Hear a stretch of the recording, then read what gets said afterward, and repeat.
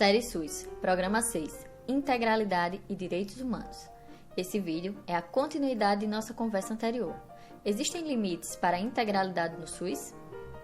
Falar em integralidade é falar antes de qualquer outra coisa dos desejos, das necessidades, das vontades e especialmente de direitos humanos. Direitos humanos é diferente de direitos do consumidor, embora nem sempre conseguimos fazer a distinção. Isso porque fomos e somos condicionados a pensar a partir do preço de bens e serviços e do lucro que devem gerar. Talvez seja por esse condicionamento de mercado que temos tanta dificuldade em aceitar que não deveria existir limites para o princípio da integralidade no SUS. E de onde vem essa história de direitos humanos? Isso existe desde a antiguidade e caminha junto com a civilização humana, desde o cilindro de Ciro, em 539 a.C., passando pela conquista da Babilônia até a Declaração Universal dos Direitos Humanos da ONU, em 1945, logo após a Segunda Guerra Mundial.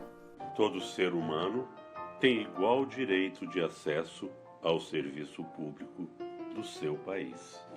A ideia da Declaração dos Direitos Humanos é garantir a todas e todas os direitos fundamentais da pessoa humana, simplesmente pelo fato dela ser humana.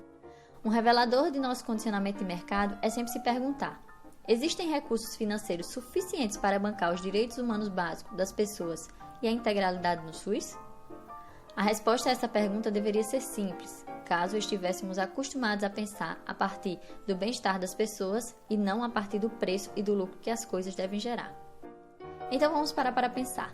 Todas as pessoas, mulheres, crianças, idosos, homens, pobres, ricos, doentes, sadios, atletas, sedentários, negros e brancos, são dignos de direitos humanos básicos? Eles devem ter assegurado alimentação, moradia, água potável, segurança, transporte, serviço de educação e de saúde, entre outros direitos humanos básicos pelo fato deles serem humanos?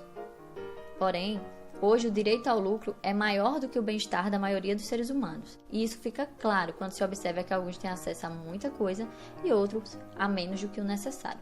Será que as necessidades e os desejos de quem pode pagar por serviços mais caros são mais legítimos do que as necessidades e os desejos de quem não pode? Para concluir essa conversa, em nosso próximo vídeo vamos falar sobre decomodificação dos direitos humanos básicos. Já ouviu falar nisso? Se você gostou desse vídeo, se inscreva no canal e deixe seu comentário. Não esqueça de curtir a nossa página no Facebook.